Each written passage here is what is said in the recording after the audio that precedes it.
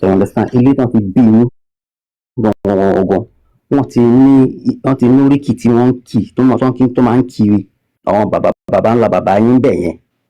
Ọmọ tán bá bí níbẹ̀ yẹn oríkì yẹn ló máa fi kì í. Kì í ṣe wípé ẹ máa lọ síbi kan máa sọ pé kí ni source of that oríkì. Bẹ́ẹ̀ kán ṣe bí yín ní family kan ti bí yín yẹn bọ́n ṣe bí ìyá yẹn ṣe gbé yín sọ àwọn ìyá yẹn ṣe gbé yín sọ wọ́n máa bẹ̀rẹ̀ sí kì í níbẹ̀.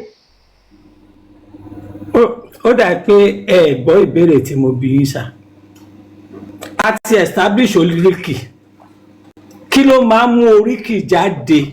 Inú bo ni oríkì ti máa gẹ́gẹ́ bí àpẹẹrẹ ọmọ ajógbẹrú máa jógbẹ̀ kan nítorí ẹrú ní í sin ni ẹ̀kọ́ kì í sìyàn. Kí ló mú jáde?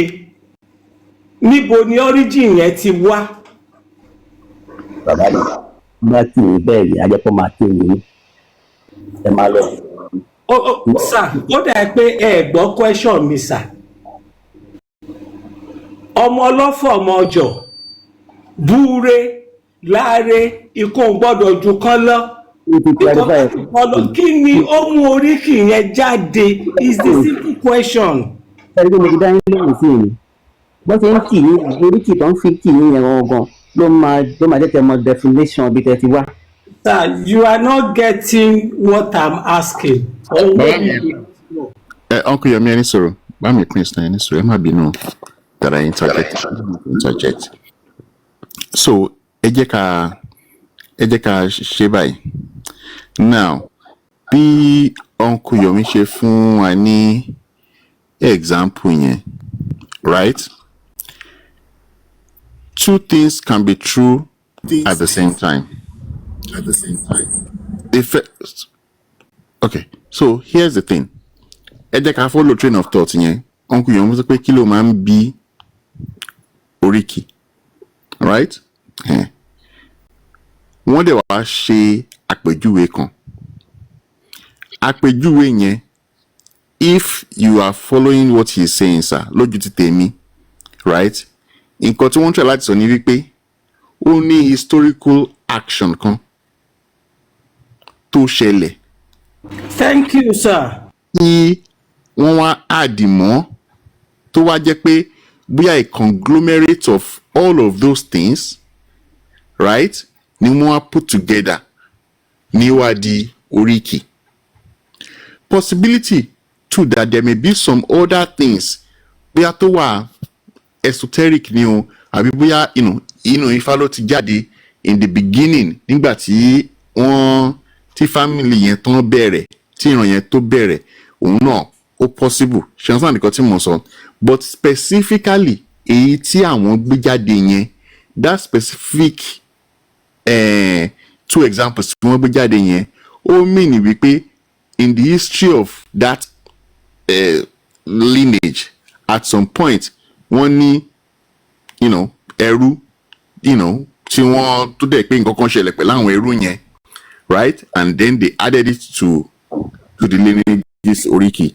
Ṣé nǹkan tí mo sọ yé yín, Prince Adeniran? Show make sense there, sir. Máa pẹ̀lú. So historical stuff wọ́n máa add ẹ̀ mọ́ oríkì. Àwọn kan mí kẹ̀dẹ̀rẹ́ nǹkan tẹ́ pé ìṣẹ̀dálẹ̀ ni in the beginning or ibi tí lineage yẹn bá ti begin ni kíní yẹn ti máa ń ṣẹ̀ wá. It may not necessarily be historical. Ṣọ̀sán nǹkan tí mo sọ, it will now be left to the people tó yẹ pé àwọn ni wọ́n ní oríkì yẹn kí wọ́n wá ṣàlàyé fún yín because I cannot speak for somebody else. Àwọn ni wọ́n máa ṣàlàyé fún yín pé ṣe oríkì wa yìí o eléyìí o historical ni eléyìí is not historical by kasa by kawodi. Ṣé you understand what I'm saying? Baba if I might go straight to the point. Yes, sir. Inú mi dùn pé nígbà tákàrà ògùn máa sọ lẹ́ẹ̀kan tẹ́yìn náà máa sọ. Any people tẹ́ ẹ lọ, those people cannot have intellectual conversation. Yeah. And I've seen another example here. I challenged the prince in an intellectual conversation, right? But he could not answer me. Even those in the comment section, they were just saying, oriki this, oriki this. Primarily, oriki is being generated from these two, but not limited to it. History and event. Event ló máa àbí history ló máa bí oriki. Ṣé gbogbo wa kọ́ la ní event ni? A ní ohun tó yìnbó ò ní nílé. Oriki àwọn kan nìyẹn náà.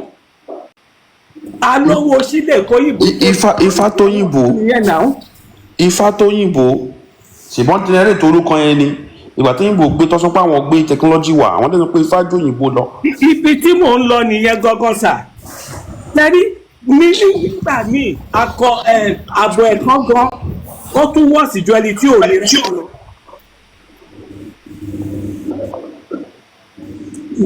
Now, why do I love academity? Or why nígbà míì that people don't like me? Mi ò sọ nǹkan tuntun, nǹkan téèyàn sọ ni mo fi challenge you with my knowledge. Now, ẹ jẹ́ ká wá sọ ọpọlọ kalẹ̀. Ọ̀pọ̀lọpọ̀ wọ́n wá so mọ́ nǹkan ẹyẹ kan àrọ́bá tí wọn ò mọ̀ tán ẹ̀. I'm not disputing oriki. Kí ló mú oriki jáde? Ìṣẹ̀lẹ̀ kan tó ṣẹlẹ̀ tóyìnbó ń pè ní history àbí event. Ìkíní yẹn láre búre nílé ọlọ́fọ̀ mọ́jọ wọ́n ń pín nǹkan nífà wọ́n tún mú jáde nínú odù Ifá nígbà tí wọ́n fẹ́ pín a certain number of things. Bí wọ́n dẹ̀ ṣe ń ṣe dá process yẹn ìṣẹ̀lẹ̀ yẹn ṣẹlẹ̀ ló wá di oriki. Ẹ wá sọ fún mi nígbà tí mo sọ nǹkan pé Lion of the tribe of Judah èèyàn kan kọ sí comment letter no that is not oriki. Right? For an example, ìyá Ṣàlì gbogbo bí obìnrin yẹn ṣe ní agbára tó gbogbo bí ó ṣe pẹ́ tó ní orí oyè tí ó wá tún fọmú ẹ̀ jẹ. Náà tó bá jẹ́ pé ní Yorùbá culture ṣé wọn ò ní ka gbogbo ìwà tí ó wù yẹn? Ìyá Ṣàlì ìwọ nìkan ni o witness president America bóyá bíi 10. Ìwọ nìkan ni o mọ Bádéníjì ni o mọ bóyè kan ni o bá kíní kan. Is that not how they create or generate oriki? Ìyẹn ni mo ṣe sọ pé kò sílùú tí ò ní orúkọ tẹkọ̀ ń pè ló yàtọ̀. Ẹ ṣeun. So bàbá mi Prince. Ẹ máa yes sir ẹ tẹ̀síwájú. Bẹ́ẹ̀ ibi tá a gbà yìí ibi tá a mú ó yàtọ̀ sí ọ̀hún ọ̀fẹ́. Ẹ̀rí fún àwọn tó wà nínú ìṣẹ̀lẹ̀ ń dá yín lóhùn bẹ́ẹ̀. Ọ̀rọ̀ ẹ̀yìn kan ọ̀dọ́rọ̀ wà. Ẹ understand what me say? Tọ́ bá kì í lórí kíkan tẹ́yìn ṣe jọmọ Oòduà ẹ padà sílé ẹ lọ bèrè pé kí ló bring up oriki yẹn tó fi ń kì í ní ọmọ arọ tí wẹ̀ bí òjò. Ibi tẹ́ ẹ ti wá tán ti bí yín sí Ọlọ́run tó ẹlẹ́dàá tó ṣe yín síbi tí tán ti bí ìdílé tán ti bí yín sí yẹ tó fi ń kì í lórí kì yẹ. If you want to know more about that. Prince Adédìran. Mo ń gbàdé bàbá. Ṣé rí argument ẹ̀ make bàbá mi ọmọ yín mo jẹ́ ẹ má bí nǹkan fẹ́ sọ is baseless. Rí pẹ̀lú bàbá Yomi. Rí oriki. Our civilization is aura based, and to keep aura based civilization, you need trigger points. Láti yìnbọn ẹni láti fàbọn yẹn kẹ́ trigger point. So this is how aura based work. Almost aura based history, foundation of everything is aura.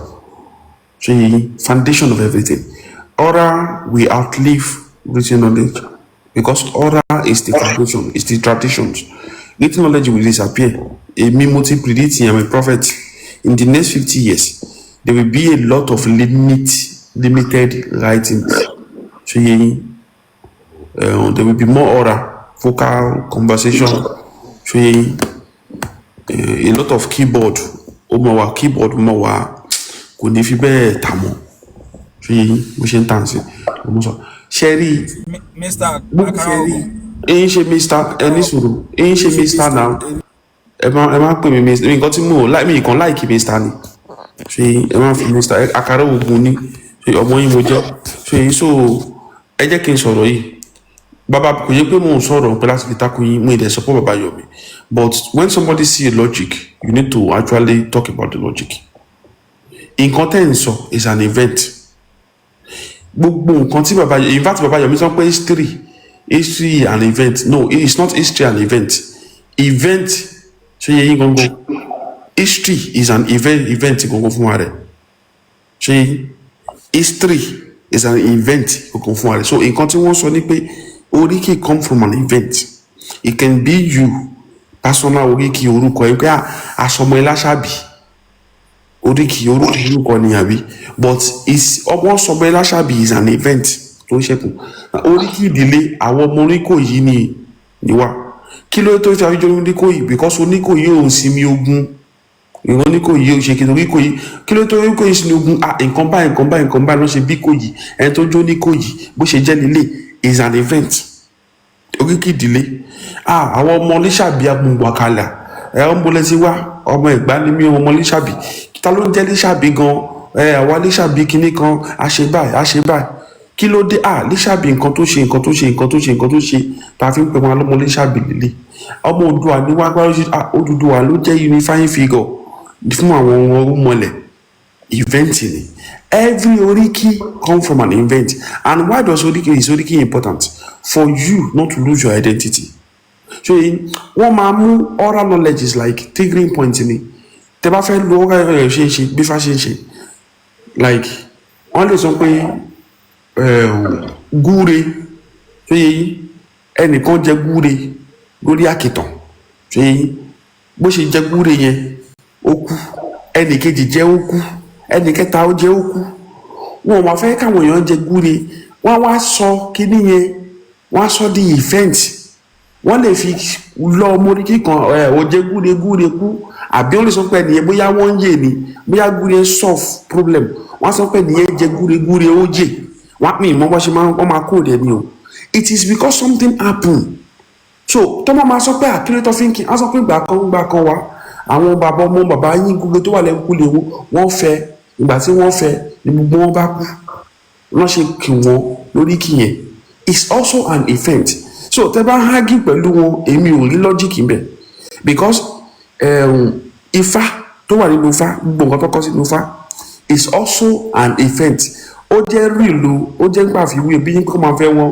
kí wọ́n máa fi ọ̀wọ́n tó máa ti ń pè kíní yẹn kó máa fi eku sọ̀rọ̀ kíní kan tẹ̀fà it's not a real event ṣé yẹ yín mi sàgbé kí wọ́n ti ń pè kíní yẹn ṣálẹ̀ górì ni àbí kí wọ́n ti ń pè léyìn bò.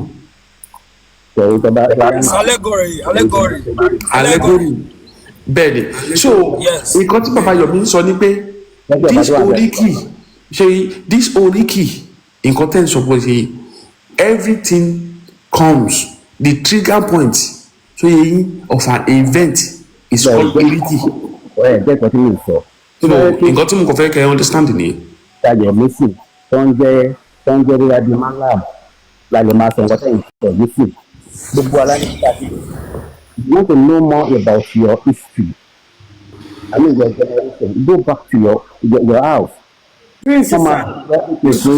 ẹ wo please ẹ má ẹka ágì lórí kí ni mo ẹ jẹ́ ká ẹka fẹ́ sọ̀rọ̀ kó sọ̀rọ̀. àkàrà ògùn ẹmọ kọkọ sá ìfọyọ kọkọ ní command to it and I thank you for your submission.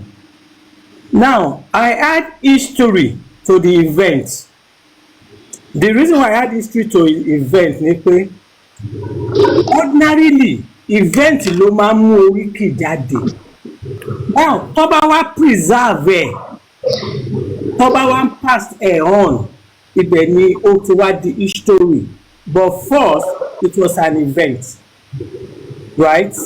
And that is what I am trying to explain. But my dear prince ikoyo konshanon tenumo which has been faulted with due respect. And what I'm trying to do now that I did, even that is not the main subject, is to broaden our thinking. Gẹ́gẹ́ bí òwe kan tí mo pàǹdé kan tí inú bí àwọn èèyàn mo ní alára ní gbára ga. Mi ò lè wá sí nípa kí wá máa jà bóyá ọmọ Yorùbá ni ní àbí mi ò ṣọmọ Yorùbá. I don't care. You cannot take it away from me.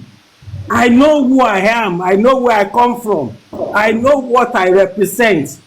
So mi ò need the validation from anyone kó sọ fún bóyá ọmọ àlè Yorùbá ni mí àbí mi ò kì í ṣe Yorùbá. The only thing I cannot stand which people know me for, misinformation, misleading stories. Èmi àti ọmọlẹ́yìn Kristi mi ò mọ̀ rí. Tó bá máa wọ DM mi bóyá èyí tí wọ́n ṣe ẹ̀kíní pẹ̀lú mi for the first time lẹ́yìn. And sometimes people will think I am supporting you. No, I'm not. Tó bá pè mí àti ẹnìkan a máa fúnra wa lọ́rùn. But tó bá mú sáàrin bíbà èyí tẹ́ bá sọ tó wà dé sílẹ̀ máa kíní yóò rí bẹ́ẹ̀. Ètò ọmọlẹ́yìn Kristi náà bá dẹ̀ fẹ́ parọ́ màá ní ọmọlẹ́yìn Kristi parọ́ ń bẹ̀ ni. In a non-reading, oriki, every oriki emanated from an event. Ẹ ṣeun sir. Thank you. Okay, now ẹ jẹ́ ká broaden ni President Niran ẹ kò jẹ́ ká máa ní conversation yẹn lọ, from a general standpoint. Ṣé sáà nǹkan tí mò ń sọ?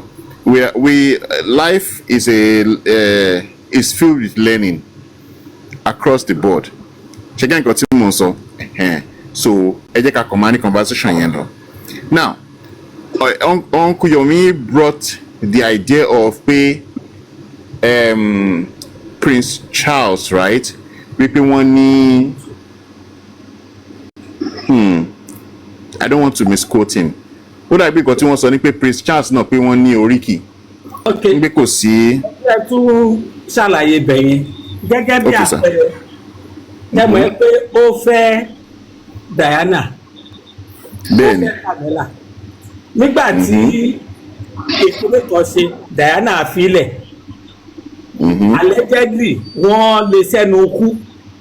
Now tó bá jẹ́ pé nílẹ̀ Yorùbá ọwọ́ àkọlé ẹ̀kọ́ akọ́ṣàlì òdọ́mọdé ó fẹ́ Diana gbọ́mọ àlè wá fún ó pa ó ṣe kíní kan sójú títì Paris. That is how oriki is generated. Now allegedly ọlọ́pọ̀mọ àlè wá fún. Yes, àwa lè máa sọ báwọn ṣe máa sọ is there in their archives. Bàbá mi ò yé yín ọjọ́ tí nǹkan ṣé nígbà tí Tíárì máa ṣẹ̀ tí wọ́n fi tàn balẹ̀ fún tí wọ́n pè ní ọmọ àlè. Tóbi tí mo ti ń bọ̀ ní orúkọ tẹ́yìn pè tí àwa ń pè tiwa ní oríkì. Ọ̀wọ́n náà ní nǹkan tí wọ́n ń pè tí wọ́n sà. Ẹ ṣeun. All right, ẹ wá là wá lóye o, kí ni wọ́n ń pè títí wọn?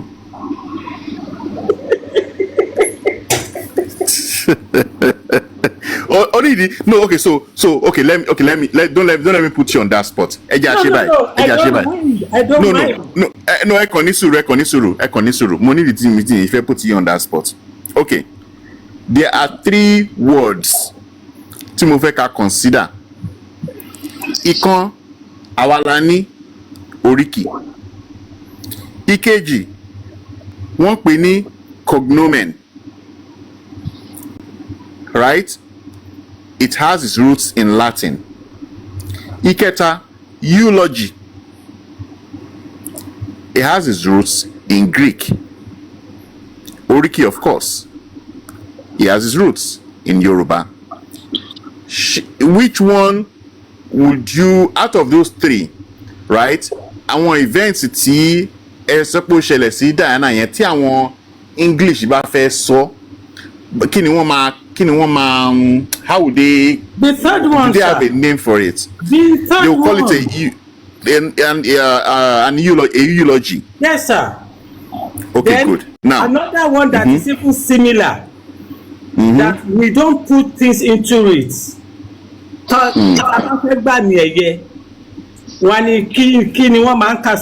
Recitation. Okay, recitation. Okay.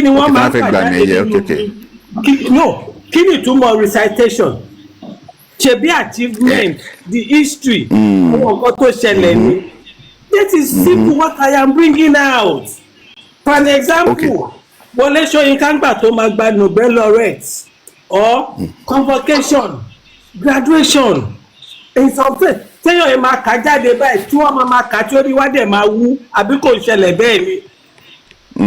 ó máa ń ṣẹlẹ̀ okay now ẹ jẹ́ ká wá deep because mo fẹ́ ká deep ní kíní than kí lorúkọ ẹ̀ than just on the surface. Now let us do this and everybody is allowed to one by one a lè sọ nǹkan tá bá fẹ́ sọ. So now we now have 4 terms tá fẹ́ consider, right? One, oriki. Sir, I just remember something. Yes, for those of my generation, maybe 60s, I mean those who were born in 60s, 70s, 80s, ó ní ọkùnrin kan ní ilẹ̀ Áfíríkà ẹ máa mọ̀ o Ìdí Àmì Dàda nígbà tí Ìdí Àmì jẹun yóò tán ṣé Ìdí Àmì máa ń kiri àbí kò kì í kiri ẹ̀? Kiri ẹ̀ pa ni. Ó ti tán ṣé Yorùbá ni Ìdí Àmì ni? Okay kò ń ṣe Yorùbá. Okay now ẹ jẹ́ ká so now let us. Títí olóhùn conquer of British Empire oríkì nìyẹn náà. Okay so ẹni sùúrù right òun kíra ẹ̀ òun dẹ̀ ló sọ pé òun conquer British Empire òun sọ̀rọ̀ nípa ara ẹ̀. Now tí wọ́n bá add gbogbo nǹkan tí ó sọ nípa ara ẹ̀ yẹn tí wọ́n bá wá add anytime tí wọ́n bá ti fẹ́ address àwọn ọmọ ẹ̀ right tí wọ́n bá wá add ẹ̀ mọ́ maybe we can start saying okay maybe it is now quote and unquote oriki. I don't know but ẹ kò fi yẹn dání sí ọwọ́ òsì. Ẹ jẹ́ ká ṣe báyìí we have 4 terms ká fẹ́ discuss. 1 oriki origin Yoruba. 2 cognomen origin Latin used by ancient Romans. If I'm wrong please feel free to realign me or to redirect me. Nobody is an archipelago of knowledge. 3 eulogy right a Greek word from the root eulogia.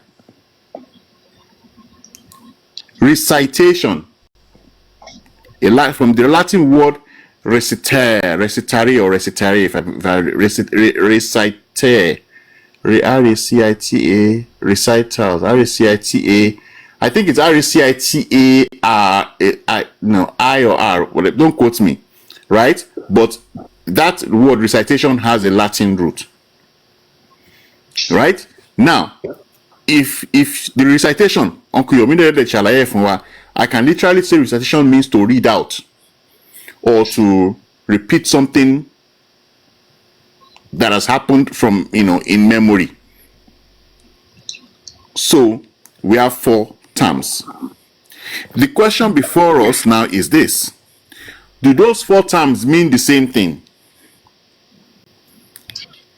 in such a way that we can say or maybe 2 of them mean the same thing or maybe 3 nínú wọn mean the same thing? Now when we say pé ṣé wọ́n mean the same thing ẹ gbọ́dọ̀ wà careful of context tí wọ́n fi ń lò.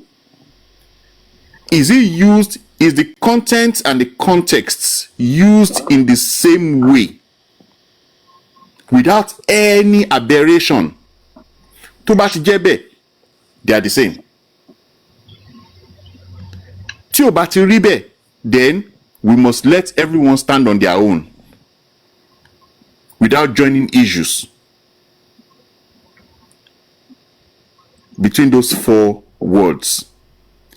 So that's what I wanted to say. Uncle Yomuda and Kwefe sọ nǹkan but ẹ lè sọ̀rọ̀ sir. Okay, I love intellectual design. I can die for it.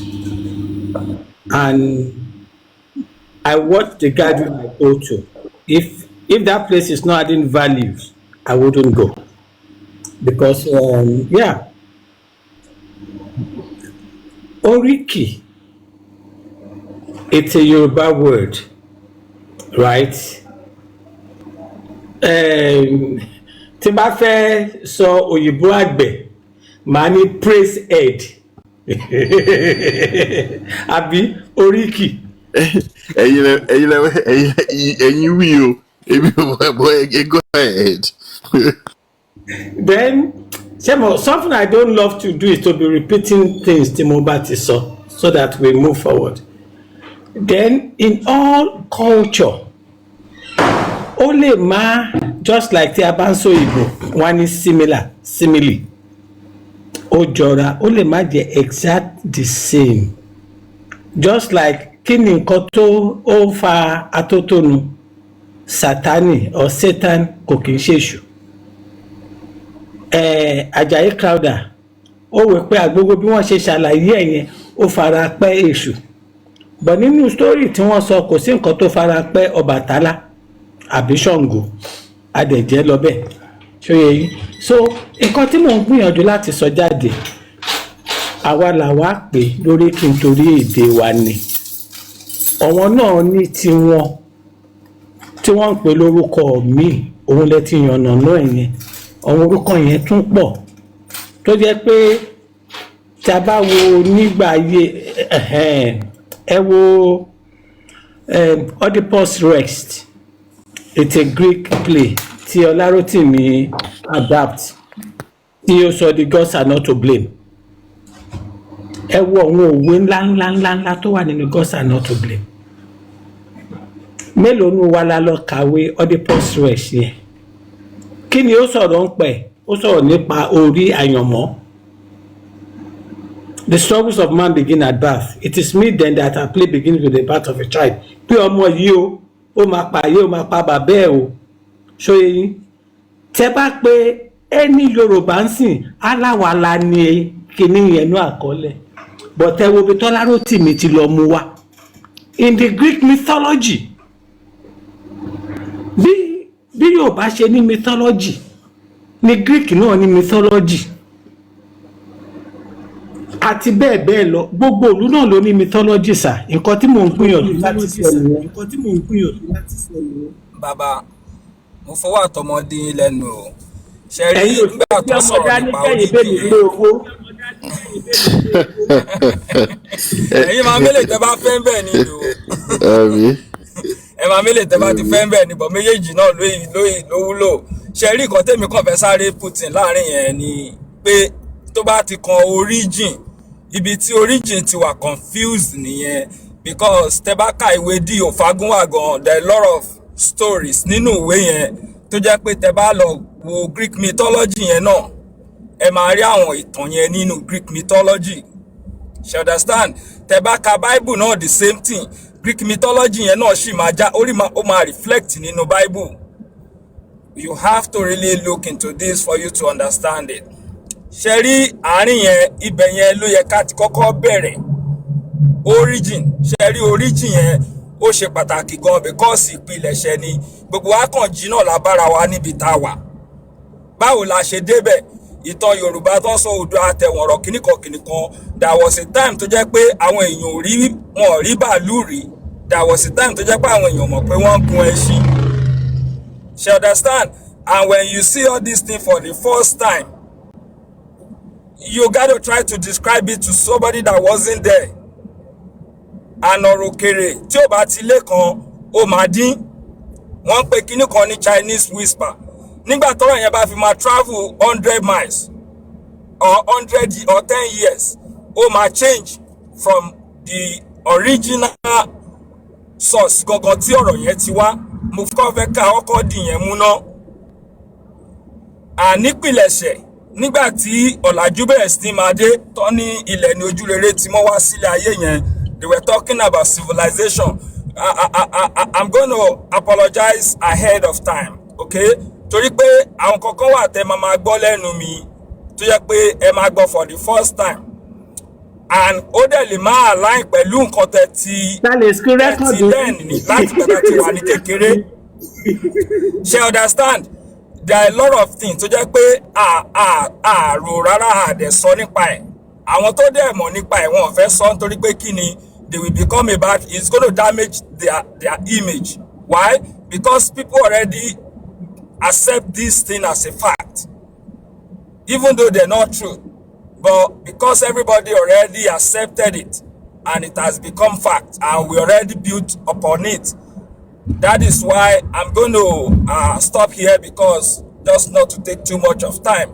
But I want us to first of all look at that origin and try to figure out Ibo everybody Tiwano,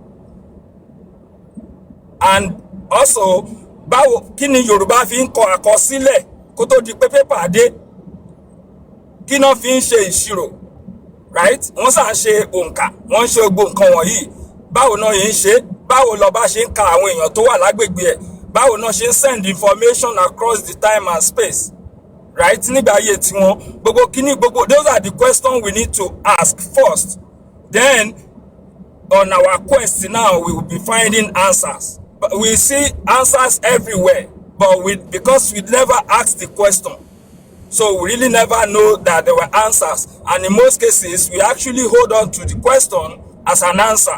Why? Because we never really know what to ask. So ìyẹn lèmi kàn máa mẹ́nu dúró lórí ẹ̀ níbi àṣìwábí, and time is still there is still time, and I just want everybody, and beside the meeting busy go also, so I'm going to stop here maybe some other time sharp. I will continue. Ẹgbẹ́ mi ti bàbá mi tí mo bá wà ẹ má máa jẹ́ kí bàbá ẹ̀ máa sọ̀rọ̀ ń bẹ̀ mọ́. Because no ṣe rí nǹkan tí wọ́n ṣe yìí òun ni wọ́n ń pè ní anticlimax. Yeah, I know, right? Wọ́n ti rézè obìnrin pé yé ọ̀rọ̀ máa jábọ́ lẹ́nìí wọ́n bá náà wọ́n fẹ́ dákẹ́. Now on a lighter mood, when a lie is being repeated it does not become fact, it seems to be true ni. Ìyàtọ̀ dẹ̀ wà nínú true àti fact, and which is you are very very right. When a lie is being repeated over and over and over, àwa sòótọ́ gẹ́gẹ́ bí mo ṣe máa ń sọ irọ́ ni gbogbo wa ń gbé káàkiri Ọlọ́run ló ń sọ̀rọ̀ wa dòótọ́. You are 100% right, sir. 100% àìmọye irọ́ tán ti pa tó ti wá dòótọ́, but ṣé òótọ́ ni? No, ó sì remain nírọ́. A kàn rò pé òótọ́ ni, but gẹ́gẹ́ bí mi ò mọ bí tí mo ti sọ ó dà pé ọ̀dọ̀ bàbá ni mo ti sọ̀rọ̀ ẹ̀ ń jẹ́ pé mo ní nínú gbogbo Yorùbá mythology èwo la fẹ́ gbà ń bẹ̀, because a lè accept kan ká kọ̀ọ̀kan gẹ́gẹ́ bí nǹkan tó ọmọlẹ́yìn Kristi ń ṣe. Nítorí translation Àjàyí Crowther dùn mọ́ ó ní I am proud of him, I am proud of him. Tẹ́ bá ń sọ̀rọ̀ nígbà tá à ń sọ̀rọ̀ lẹ́ẹ̀kan mò ń gbọ́ ní comment section, ọ̀dọ́ wọ́n máa ní kí a máa wo comment section, but gẹ́gẹ́ bí ẹlẹ́ran ara ẹ máa wò. So àwọn comment mi wà tí mo rí pé do I need to waste my time on this person? Wọ́n ní oriki is more spiritual.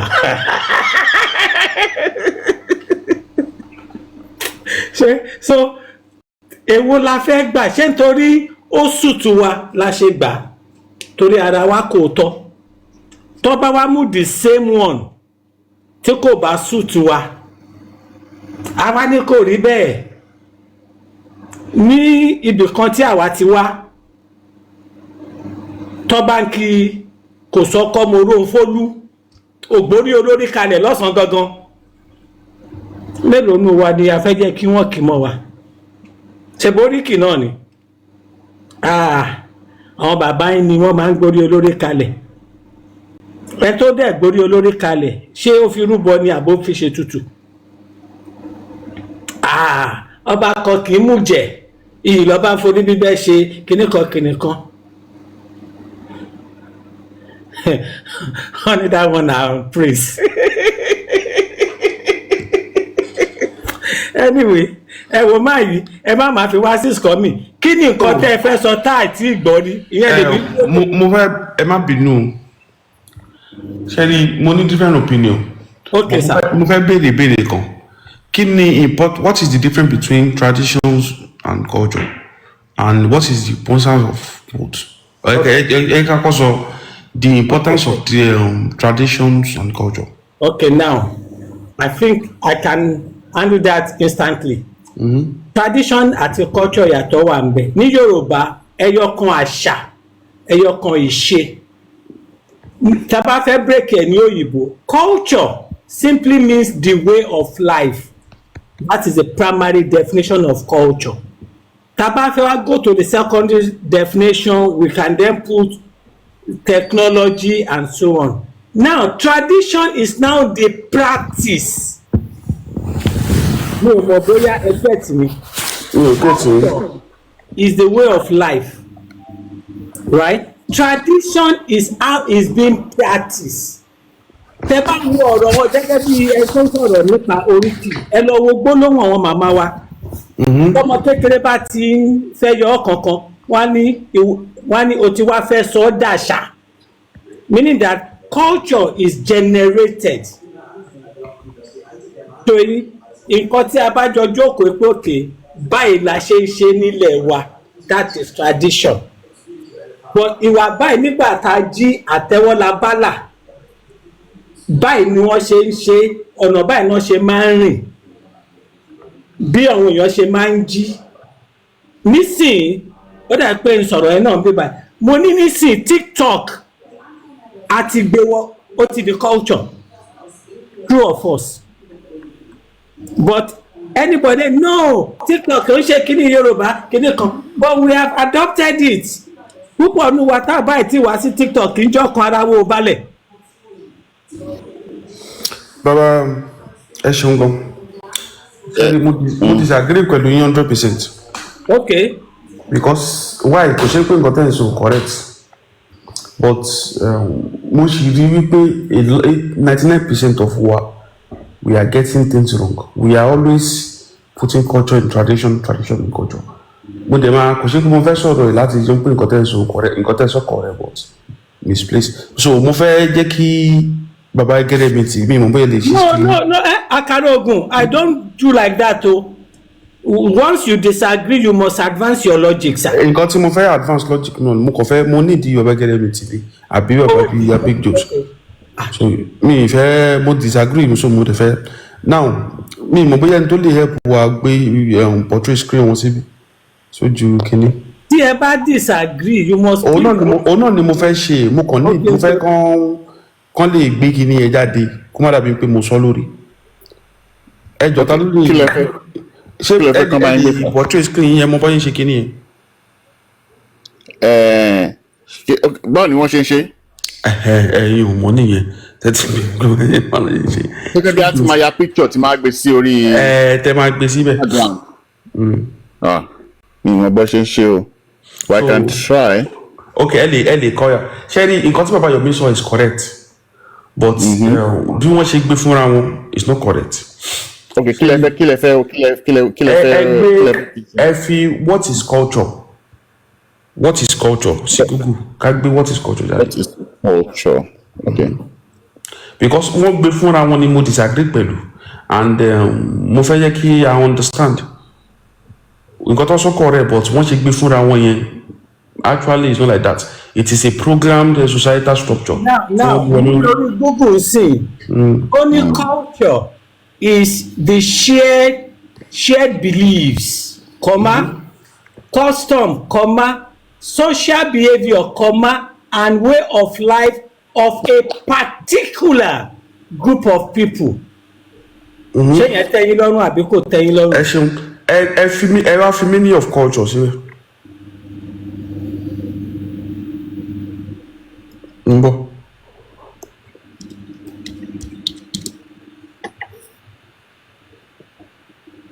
Okay, ó wá gbé dictionary jáde. Number 1, only the act and other manifestation of human intellectual achievement regarded collectively. Okay, sir. The second option, the idea, custom, social behavior and of a particular people or society. Ẹlẹ́ẹ̀kẹta, maintain issues bacteria blah blah blah. So kí ló fi yàtọ̀ sí definition tí mo give sir? Ẹ gbé what is tradition. and meaning of tradition.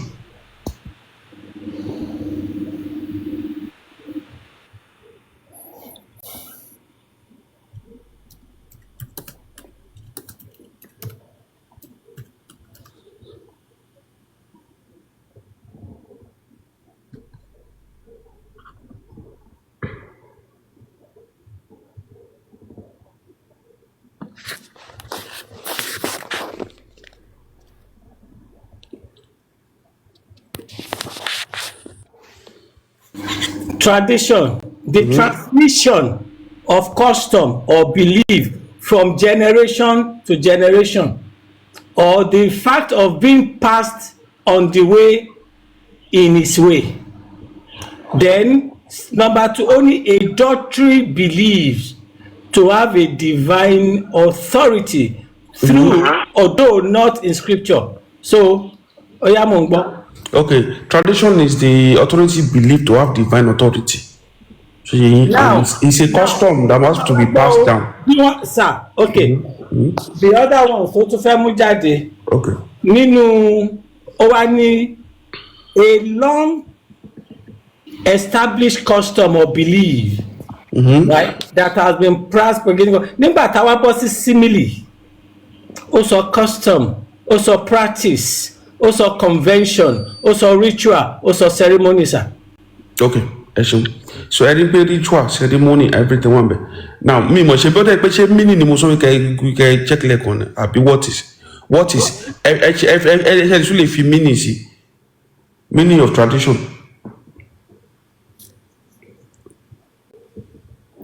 Ẹ mọ̀ kémi náà ń kẹ́kọ̀ọ́ lára yín bàbá Yomi. Not out the same thing. It's the same thing. Ẹ rí pé ó wà constant but ẹ ṣe what is culture ó wà almost the same but No, definition. it is the same thing. It is the same thing. Tẹ́ bá fi what is culture so the Google. Ibẹ̀ náà ni ìṣèwà yìí, sir. As of people is the art of meaning of culture is the art of manifestation, human intellectualism or achievement. Tẹ́ bá sọ fún pé what is as of pé is the custom kìíní kan practice and human to sọ yẹn. Ibi tí ti disagree yẹn náà ni mo. Ibi tí mo ti wá disagree ni pé and then ibi tí mo ti gbé wọn síra wọn yẹn náà ni mo ń dúró dé, sir. So ibi tí ẹ ti gbé wọn síra wọn, is there anything called traditional exchange between human? The word we culturally exchange some things or we traditionally exchange some things. Which one is more constant? Tó máa ń lò tó yẹ pé kò exist ní méjèèjì. We culturally I want the cultural exchange. Èmi máa sọ pé culturally exchange ni mo máa sọ. Have you ever seen the word traditionally exchange? No, ṣe rí nǹkan máa sọ because from what I. Ẹ jẹ́ kí nǹkan tí mo ṣe béèrè ẹ jẹ́ kí n mú jáde náà. Ọtẹ́ sọ yé mi. Èmi kọ́ bẹ́ẹ̀. Bóyá kò ó lè máa ẹ̀yin kọ́ ni mo ń bàbá Yomi ni mo ń address but we can all learn from it. Ìbẹ́ ló mi lè dáhùn ẹ̀ ló mi lè dáhùn. Èmi kọ́ bẹ́ẹ̀ kọ́ bẹ́ẹ̀ kàlẹ́ ní kẹ́kọ̀ọ́ kákan gbé yẹ̀wò náà ni o. Kákan gbé yẹ̀wò ni from what I've read now kó tó tèmi rí ni pé ṣẹ́rí culture is like just like the way people just view the world, their own world. Wọ́n máa wọ pé jẹ́ ká máa ṣe kínní. So bọ́n ṣe ṣe kínní yẹn, the history was set. Then wọ́n bẹ̀rẹ̀ sí ní practice ẹ̀. So bọ́n ṣe kọ́kọ́ gbé idea yẹn jáde yẹn, that's the culture. Ẹnìkan ló kọ́kọ́ invent ẹ̀. So bàtàn invent ẹ̀ yẹn, then they now started practicing it. So the act of practicing that culture don't invent their own tradition. So they need to continue to pass it from generation to generation. So that kini yẹn ò ní parun. Ẹ̀yin náà ti gbé fúnra wọn and this is why I'm coming. From what I read so far. Ẹ̀yin náà ti gbé fúnra wọn. Now tẹ́ bá wo now ẹ má sùn ní bàbá wa tẹ́ bá wo nǹkan tẹ́ explain ẹ gbọ́ nǹkan tẹ́ explain dáadáa. Ẹ tún nǹkan tẹ́ explain ẹ tún explain. Yeah, so nǹkan tí mo sọ ni pé culture ni pé bóyá nísìn irú aṣọ òfì wa nísìn or àpèrè ọba. Ẹ̀wọ̀n kan náà kàn wọ́n pé we need a leadership.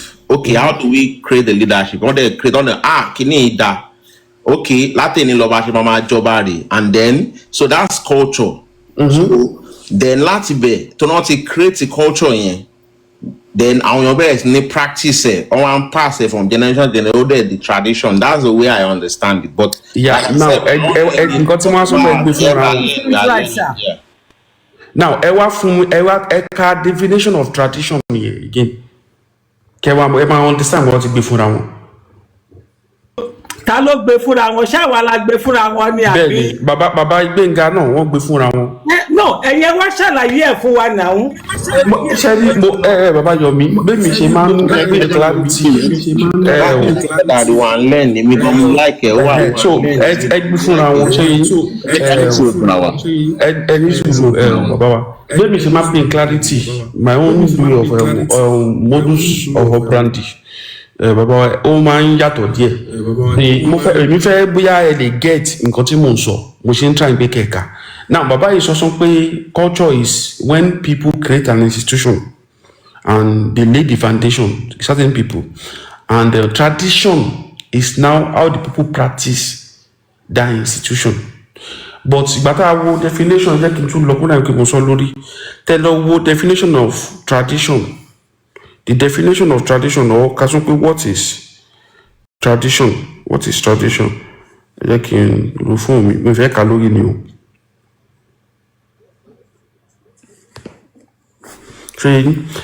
Is a tradition is a transmission of custom or belief from generation to generation or the fact of being passed down on its way.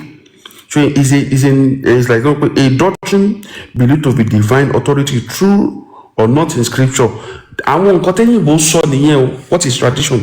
Now tẹ́ bá lọ wo culture, Sherry, in fact, the history is traditional, not cultural.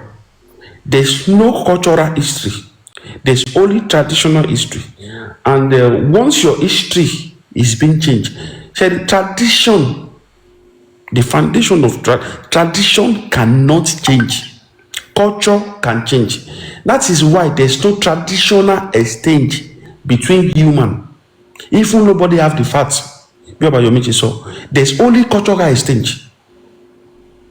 And what is culture? Culture is the any sùúrù now. Ẹ máa gbé láti mú. Ẹ jẹ́ kó land ẹ jọ. Mo no grab say.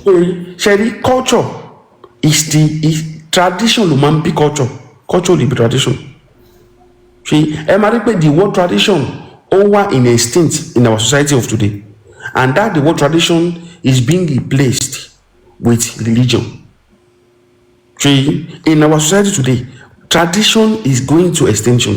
That word kì í fẹ́ gbọ́ even in our local language which is Ìṣẹ̀ṣe or even in English. Because what is tradition? Tradition is the foundation, the creator of an institution. There's only traditional institution, which is in time memorial. King of England is not a cultural institution, it's a traditional institution. Even Pope, is never a cultural institution. They are traditional institutions. So any mythology that any institution or the mythology a certain belief we pay there's superhuman somewhere, super anything, and people created something that is has to do with your ancestor. It is always traditional institution, not cultural institution. Cultural institution never existed in time immemorial, even till now. All these institutions are traditional. They are traditional institutions, not cultural institutions. Now, why can't tradition change? For example, when tradition changes, it shows a sign of defeat, a sign of extinction, a sign of lost glory. Olúwo ó kò lọ́ba tó ń dádé ṣé yẹ yín ó dé tọ̀bám ó wọ̀ tọ̀bám ṣé yẹ yín wọ́n bẹ̀rẹ̀ sí ní ka Quran wọn lọ pé bí mọ́. What changes? That traditional institution was created ṣé yẹ yín látà àwọn ilé by certain people ṣé yẹ yín they now create institution. They now, after they create institution, our create institution, they now say, okay, this is our ideology, the cultural way, the way we want to dress, the way we want to be addressed, the way we want to get married. That is cultural aspect of that traditions. But once Oluwo said they want to change that traditional institution, automatically they have to do another traditions. Two traditions cannot exist in one place. Two culture, I can be more and multicultural. Anything like mo lè sọ pé mo ń jẹ àmàlà, mo dẹ̀ ń jẹ pizza, mo lè wọ agbádá lẹ́nìí kí n dẹ̀ wọ coat lọ́la. That is multicultural stuff. That is adulteration, sir. Ẹni sùúrù mo lè ṣe yìí mà ẹ jẹ́ kí n ṣàlàyé tán. Mo lè decide to speak German, mo lè decide to speak Italy, China, Mandarin, mo lè sọ Yorùbá. That is culture, not traditions. Ṣé rí àwọn tó found the tradition yẹn and which laid the foundation and culture yẹn, they are the people called traditions. And tí èèyàn bá ti lose traditions ẹ̀, tẹ́ bá sọ pé òkè Ọọ̀ni of Ifẹ̀ ń sìn yìí o kò jẹ́ Ọọ̀ni òrìṣà mọ́, so yẹn ó fẹ́ jẹ́ Ọọ̀ni agbọ́tí Jésù, automatically the history of that institution will be collapse. Everything will fall. That traditional institution will change. And could see in every word that traditional institution, you can only replace it. You cannot go possible. That is okay. Okay, you want to share it. It can only be replaced. And once it's replaced, one has to go in the nation for others. So in continuation, tradition is the custom that cannot be changed. It has to be passed down to generation to generation. Once it's changed, you are going to a station. And in country one define as tradition. Shewari culture. This is how culture works. Àwọn èèyàn kò lè fẹ́. Wọ́n gbé ohun Ifẹ̀ kúrò. So yìí. Ìgbà tí wọ́n wá lọ wọ́n dé River Niger. So yìí wọ́n bá other ethnic group tó ń sọ mí. Àbí wọn tẹ̀ béèyàn rárá, ẹ jẹ́ kí n sọ pé wọn béèyàn. Ọwọ́ àwọn pé ibi yìí Àwórì, mo kàn fi ṣàpẹẹrẹ ni o, mo kàn mú àmúlùmọ́lá ni. Àwórì ni o, àwọn Àwórì because nǹkan tí Ifá sọ fún wọn nìyẹn. But there is no existence. Nǹkan tó wà bẹ́ẹ̀ ni pé they are far away from home, they want to create another civilization. And so far you move from your house, tí n bá move látẹ̀gbà lọ sí Ondo, they will definitely nǹkan tó exist lẹ́gbàá.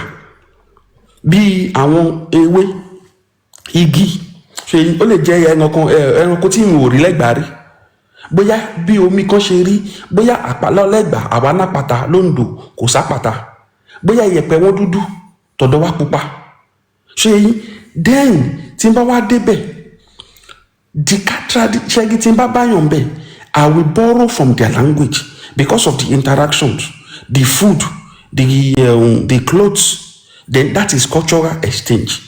Then Omawa ma develop. Normally my tradition pé tí ma dé adé ọba aládé la wá ń jẹ nílùú wa, mo gbádé wà ní. But èdè wa máa jọra wọn. Mo lè máa sọ pé abo, káwọn máa sọ pé abo. Automatically bóyá kíní cultural yẹn máa evolve pé okay, abo mo lè máa pa abo yẹn lábo. But nǹkan tí ò gbọdọ̀ change ni pé that adé tí mo gbé wá, my own authority, my own ancestor must not change. Once it's changed, I've been conquered. So that is cultural exchange. Mo lè decide pé ewédú là ń jẹ lọ́dọ̀ wa, káwọn máa jẹ ẹ̀fọ́ rírò, kí n dẹ̀ bẹ̀rẹ̀ sí máa jẹ ẹ̀fọ́ rírò. Cultural exchange nìyẹn. Mo lè fẹ́ wọn lọ́mọ. Ṣé cultural exchange? But tó máa fẹ́ ṣe wedding, traditional wedding ló máa ń ṣe.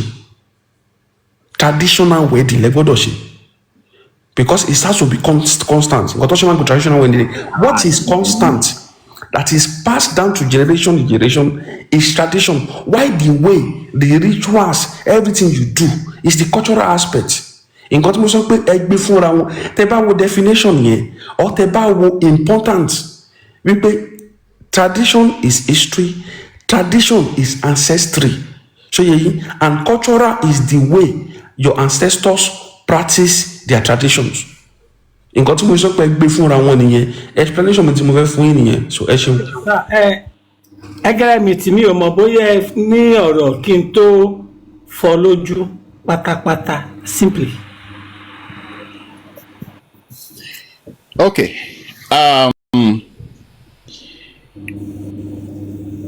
I read something mo posted sínú kíní yẹn. Níbo nìyẹn? It's in the comment section. Edward Shields. Tradition begets culture, or which one? No. Edward Shields, The Constitution of Society. Probably I think it was 1982, if I remember correctly. I didn't see that. I think I think your earlier submission works better. Tradition begets culture. Those are okay. They can post again. So that's Edward Shields, The Constitution of Society, published in 1982. Here to go further, ṣé nǹkan tí Àkàrà Ògún sọ ń sìn, ṣé ká still rely on the definition tí wọ́n kọ àbí ká má kúrò, because èèyàn kan make a suggestion in comment section. Ó ní bóyá kí a tún lọ bèrè pé what is the difference between culture and tradition, and ó dẹ̀ fọ́ pátápátá. Okay, ẹ jẹ́ ká wò. But now, the only thing I wanted to add ní ìkíní ni wípé when in the sociology series tí Edward Shields to pontificate on, right, it was a volume, I think about 8 different volumes. He arrived, with a methodology to the at the end of the day, only it is tradition, not culture, that is the cement of society. So I just want us to put that on one side. I didn't necessarily agree with him at then. I'm not sure I agree, but he's a specialty in his area. Can you explain that to you better? No. You mean the author that you quoted now? Yes. Okay. Now, ẹ jẹ́ kí a rely on nǹkan tí mo fẹ́ kà já ìyẹn mo ṣe kọ́kọ́ fẹ́. Now, a ti gbà yí pé tradition àti culture ní Yorùbá túmọ̀ sí ìṣe àti àṣà. Tá bá ti dìyẹn mú. Now, nínú what Àkàrà Ògún sọ, there's an underlying word, doctrine. Kí ni túmọ̀ doctrine? Bí wọ́n ṣe ń ṣe nǹkan, which is dogmatic. Now, going to this submission, what is the difference between culture and tradition? Only culture is the broad, shared way of life of a group. Okay, what's it? Culture is the broad, shared way of life of a group, comprising beliefs, values, and behavior, while tradition is a specific, long-standing practice, underlying practice within that culture, passed down through generation. Full stop. Culture are a component. Tradition are a component of culture, like a specific ritual or holiday celebration that helps to honor and preserve cultural identity. Ó wá fún mi ní table kan, future, culture, tradition. Only scope, broad and comparative way of life. Ìyẹn ni ó gbé culture sí. Nígbà tó máa dé tradition, only specific and detailed, a single event or practice. The practice yẹn tún jáde. The next line, component. Under component ní culture includes language, beliefs, value, art, food, ritual and custom. Components under tradition, again, a specific, often reoccurring, practice passed down from generation to generation. The third feature, relationship. Under culture, only tradition are a part of culture. Then under tradition ní relationship, ó wá ní tradition can be a specific. Ẹ wo bí specification ṣe jáde o. A specific action or belief that honour culture. Then ẹlẹ́ẹ̀kẹ́ni example. Under culture, only the overwhelming culture of Japan, which includes its language and history. Nígbà tó máa bọ́ sí tradition, only the tradition of removing shoes before entering a home in Japan. Mi ò mọ̀ tó gbé ènìyàn wá sí ọ̀dọ̀ mi.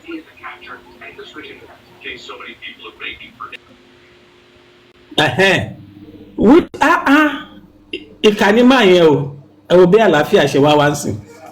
Ó wá sọ pé, okay, let me take the last one again. Only tradition of removing shoes before entering home in Japan, which is a specific practice within Japanese culture. Now, kí ni kan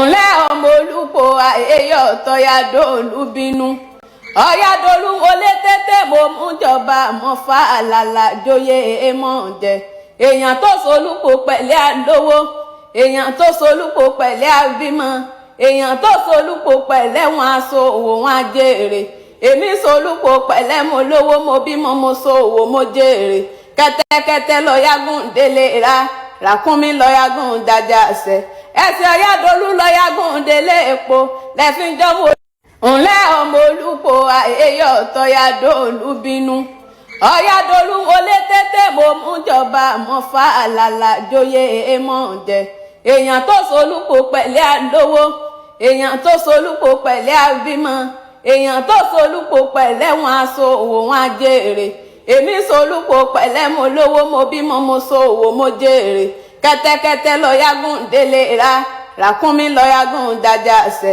ẹsẹ̀ ọ̀yàdólú lọ́yàgùn délé epo lẹ́fín jọ́mọ́ ǹlẹ́ ọmọ olùkọ́ àyèyọ̀ tọ́yàdóòlù bínú ọ̀yàdólú wọlé tètè mo mú jọba mọ́ fa àlàlà joyè èèmọ̀ jẹ èèyàn tó solúkọ pẹ̀lẹ́ àlówó èèyàn tó solúkọ pẹ̀lẹ́ àbímọ èèyàn tó solúkọ pẹ̀lẹ́ wọn aṣọ òwò wọn ajéèrè èmi solúkọ pẹ̀lẹ́ mo lówó mo bímọ mo so òwò mo jèrè kẹ́tẹ́kẹ́tẹ́ lọ́yàgùn délé ra ràkúnmí lọ́yàgùn dájà ṣẹ ẹsẹ̀ ọ̀yàdólú lọ́yàgùn délé epo lẹ́fín jọ́mọ́ ǹlẹ́ ọmọ olùkọ́ àyèyọ̀ tọ́yàdóòlù bínú ọ̀yàdólú wọlé tètè mo mú jọba mọ́ fa àlàlà joyè èèmọ̀ jẹ èèyàn tó solúkọ pẹ̀lẹ́ àlówó èèyàn tó solúkọ pẹ̀lẹ́ àbímọ èèyàn tó solúkọ pẹ̀lẹ́ wọn aṣọ òwò wọn ajéèrè èmi solúkọ pẹ̀lẹ́ mo lówó mo bímọ mo so òwò mo jèrè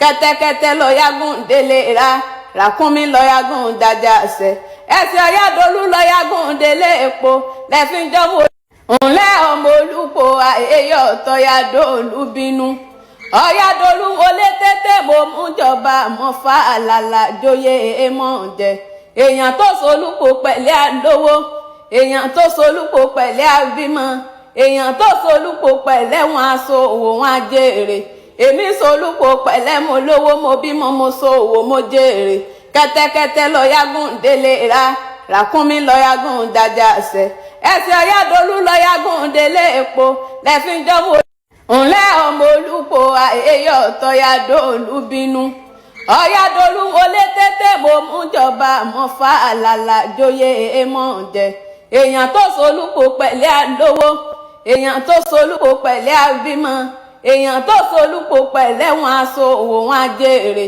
èmi solúkọ pẹ̀lẹ́ mo lówó mo bímọ mo so òwò mo jèrè kẹ́tẹ́kẹ́tẹ́ lọ́yàgùn délé ra ràkúnmí lọ́yàgùn dájà ṣẹ ẹsẹ̀ ọ̀yàdólú lọ́yàgùn délé epo lẹ́fín jọ́mọ́ ǹlẹ́ ọmọ olùkọ́ àyèyọ̀ tọ́yàdóòlù bínú ọ̀yàdólú wọlé tètè mo mú jọba mọ́ fa àlàlà joyè èèmọ̀ jẹ èèyàn tó solúkọ pẹ̀lẹ́ àlówó èèyàn tó solúpo pẹ̀lẹ́ àbímọ èèyàn tó solúpo pẹ̀lẹ́ wọn aṣọ òwò wọn ajéèrè èmi solúpo pẹ̀lẹ́ mo lówó mo bímọ mo so òwò mo jèrè kẹ́tẹ́kẹ́tẹ́ lọ yágùn délé ra ràkúnmí lọ yágùn dájà àṣẹ ẹsẹ̀ ọ̀yádolú lọ yágùn délé epo lẹ́fín jọ́mọ ńlẹ́ ọmọ olúpo àyèyọ̀ tọ́yádolú bínú ọ̀yádolú olé tètè mo mú jọba mo fa àlàlà joyè èèmọ̀ jẹ èèyàn tó solúpo pẹ̀lẹ́ àlówó èèyàn tó solúpo pẹ̀lẹ́ àbímọ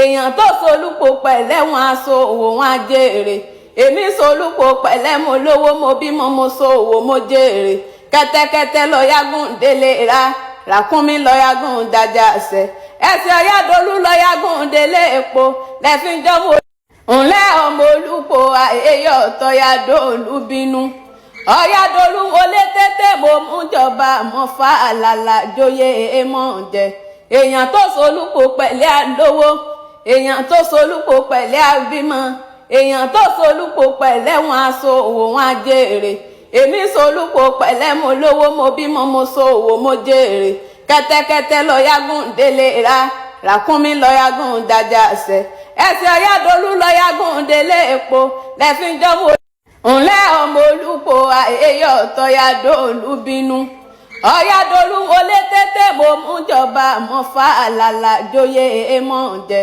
èèyàn tó solúpo pẹ̀lẹ́ àlówó èèyàn tó solúpo pẹ̀lẹ́ àbímọ èèyàn tó solúpo pẹ̀lẹ́ wọn aṣọ òwò wọn ajéèrè èmi solúpo pẹ̀lẹ́ mo lówó mo bímọ mo so òwò mo jèrè kẹ́tẹ́kẹ́tẹ́ lọ yágùn délé ra ràkúnmí lọ yágùn dájà àṣẹ ẹsẹ̀ ọ̀yádolú lọ yágùn délé epo lẹ́fín jọ́mọ ńlẹ́ ọmọ olúpo àyèyọ̀ tọ́yádolú bínú ọ̀yádolú olé tètè mo mú jọba mo fa àlàlà joyè èèmọ̀ jẹ èèyàn tó solúpo pẹ̀lẹ́ àlówó èèyàn tó solúpo pẹ̀lẹ́ àbímọ èèyàn tó solúpo pẹ̀lẹ́ wọn aṣọ òwò wọn ajéèrè èmi solúpo pẹ̀lẹ́ mo lówó mo bímọ mo so òwò mo jèrè kẹ́tẹ́kẹ́tẹ́ lọ yágùn délé ra ràkúnmí lọ yágùn dájà àṣẹ ẹsẹ̀ ọ̀yádolú lọ yágùn délé epo lẹ́fín jọ́mọ ńlẹ́ ọmọ olúpo àyèyọ̀ tọ́yádolú bínú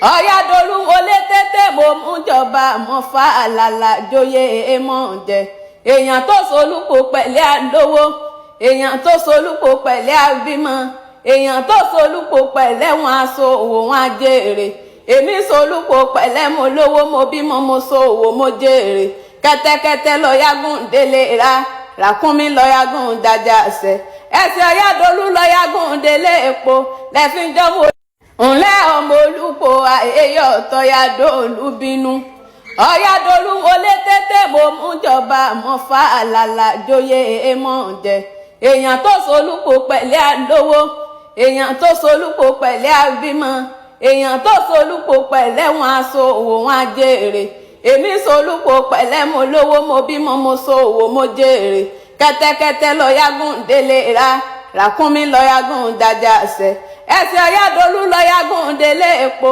lẹ́fín jọ́mọ ńlẹ́ ọmọ olúpo àyèyọ̀ tọ́yádolú bínú ọ̀yádolú olé tètè mo mú jọba mo fa àlàlà joyè èèmọ̀ jẹ èèyàn tó solúpo pẹ̀lẹ́ àlówó èèyàn tó solúpo pẹ̀lẹ́ àbímọ èèyàn tó solúpo pẹ̀lẹ́ wọn aṣọ òwò wọn ajéèrè èmi solúpo pẹ̀lẹ́ mo lówó mo bímọ mo so òwò mo jèrè kẹ́tẹ́kẹ́tẹ́ lọ yágùn délé ra ràkúnmí lọ yágùn dájà àṣẹ ẹsẹ̀ ọ̀yádolú lọ yágùn délé epo lẹ́fín jọ́mọ ńlẹ́ ọmọ olúpo àyèyọ̀ tọ́yádolú bínú ọ̀yádolú olé tètè mo mú jọba mo fa àlàlà joyè èèmọ̀ jẹ èèyàn tó solúpo pẹ̀lẹ́ àlówó èèyàn tó solúpo pẹ̀lẹ́ àbímọ èèyàn tó solúpo pẹ̀lẹ́ wọn aṣọ òwò wọn ajéèrè èmi solúpo pẹ̀lẹ́ mo lówó mo bímọ mo so òwò mo jèrè kẹ́tẹ́kẹ́tẹ́ lọ yágùn délé ra ràkúnmí lọ yágùn dájà àṣẹ ẹsẹ̀ ọ̀yádolú lọ yágùn délé epo lẹ́fín jọ́mọ ńlẹ́ ọmọ olúpo àyèyọ̀ tọ́yádolú bínú ọ̀yádolú olé tètè mo mú jọba mo fa àlàlà joyè èèmọ̀ jẹ èèyàn tó solúpo pẹ̀lẹ́ àlówó èèyàn tó solúpo pẹ̀lẹ́ àbímọ èèyàn tó solúpo pẹ̀lẹ́ wọn aṣọ òwò wọn ajéèrè èmi solúpo pẹ̀lẹ́ mo lówó mo bímọ mo so òwò mo jèrè kẹ́tẹ́kẹ́tẹ́ lọ́yàgùn délé ra ràkúnmí lọ́yàgùn dájà ṣẹ ẹsẹ̀ ọ̀yàdọ́lù lọ́yàgùn délé epo lẹ́fíńjọ́mọ́ ńlẹ́ ọmọ olùpò àyèyọ̀ tọ́yàdọ́lù bínú ọ̀yàdọ́lù wọlé tètè mo mú jọba mo fa àlàlà joyè èèmọ̀ jẹ èèyàn tó solúpo pẹ̀lẹ́ àlówó èèyàn tó solúpo pẹ̀lẹ́ àbímọ èèyàn tó solúpo pẹ̀lẹ́ wọn aṣọ òwò wọn ajéèrè èmi solúpo pẹ̀lẹ́ mo lówó mo bímọ mo so òwò mo jèrè kẹ́tẹ́kẹ́tẹ́ lọ́yàgùn délé ra ràkúnmí lọ́yàgùn dájà ṣẹ ẹsẹ̀ ọ̀yàdọ́lù lọ́yàgùn délé epo lẹ́fíńjọ́mọ́ ńlẹ́ ọmọ olùpò àyèyọ̀ tọ́yàdọ́lù bínú ọ̀yàdọ́lù wọlé tètè mo mú jọba mo fa àlàlà joyè èèmọ̀ jẹ èèyàn tó solúpo pẹ̀lẹ́ àlówó èèyàn tó solúpo pẹ̀lẹ́ àbímọ èèyàn tó solúpo pẹ̀lẹ́ wọn aṣọ òwò wọn ajéèrè èmi solúpo pẹ̀lẹ́ mo lówó mo bímọ mo so òwò mo jèrè kẹ́tẹ́kẹ́tẹ́ lọ́yàgùn délé ra ràkúnmí lọ́yàgùn dájà ṣẹ ẹsẹ̀ ọ̀yàdọ́lù lọ́yàgùn délé epo lẹ́fíńjọ́mọ́ ńlẹ́ ọmọ olùpò àyèyọ̀ tọ́yàdọ́lù bínú ọ̀yàdọ́lù wọlé tètè mo mú jọba mo fa àlàlà joyè èèmọ̀ jẹ èèyàn tó solúpo pẹ̀lẹ́ àlówó èèyàn tó solúpo pẹ̀lẹ́ àbímọ èèyàn tó solúpo pẹ̀lẹ́ wọn aṣọ òwò wọn ajéèrè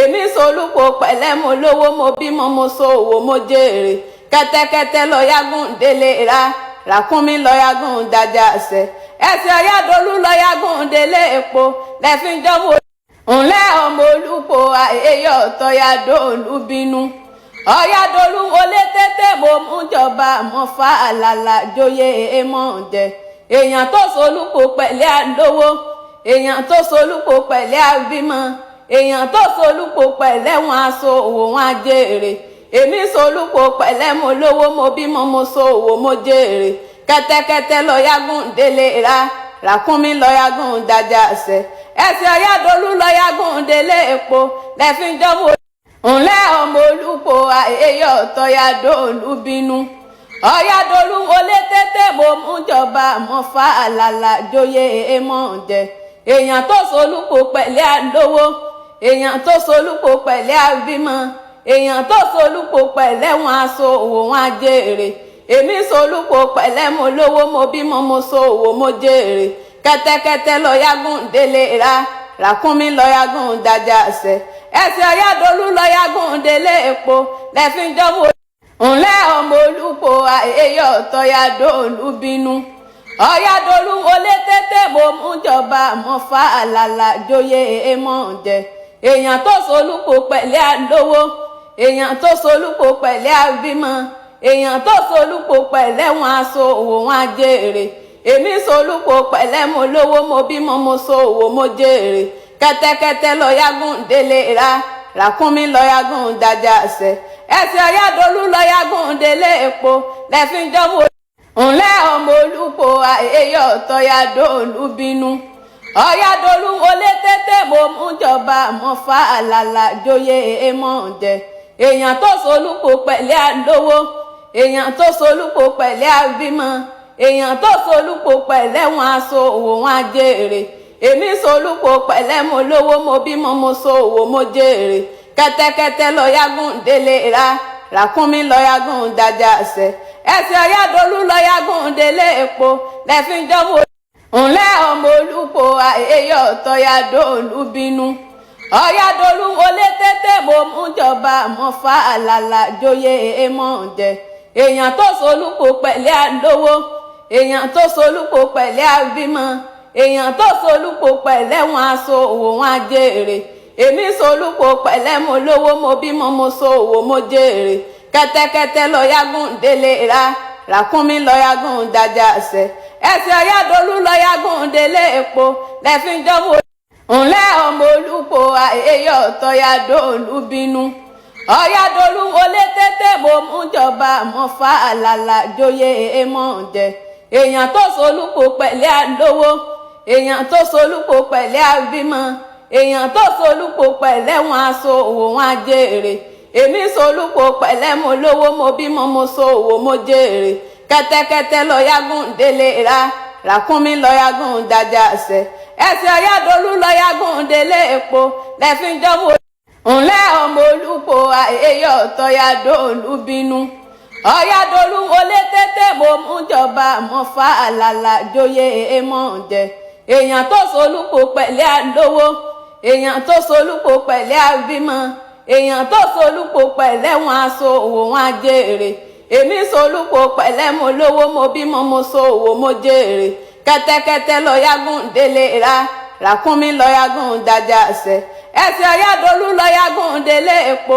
lẹ́fíjọ́mọ́ ńlẹ́ ọmọ olúpo àyèyọ̀ tọ́yàdolú bínú ọ̀yádolú olé tètè mo mú jọba mo fa àlàlà joyè èèmọ̀ jẹ èèyàn tó solúpo pẹ̀lẹ́ àlówó èèyàn tó solúpo pẹ̀lẹ́ àbímọ èèyàn tó solúpo pẹ̀lẹ́ wọn aṣọ òwò wọn ajèrè èmi solúpo pẹ̀lẹ́ mo lówó mo bímọ mo ṣòwò mo jèrè kẹ́tẹ́kẹ́tẹ́ lọ́yàgùn délé ra ràkúnmí lọ́yàgùn dájà ṣẹ ẹsẹ̀ ọ̀yádolú lọ́yàgùn délé epo lẹ́fíjọ́mọ́ ńlẹ́ ọmọ olúpo àyèyọ̀ tọ́yàdolú bínú ọ̀yádolú olé tètè mo mú jọba mo fa àlàlà joyè èèmọ̀ jẹ èèyàn tó solúpo pẹ̀lẹ́ àlówó èèyàn tó solúpo pẹ̀lẹ́ àbímọ èèyàn tó solúpo pẹ̀lẹ́ wọn aṣọ òwò wọn ajèrè èmi solúpo pẹ̀lẹ́ mo lówó mo bímọ mo ṣòwò mo jèrè kẹ́tẹ́kẹ́tẹ́ lọ́yàgùn délé ra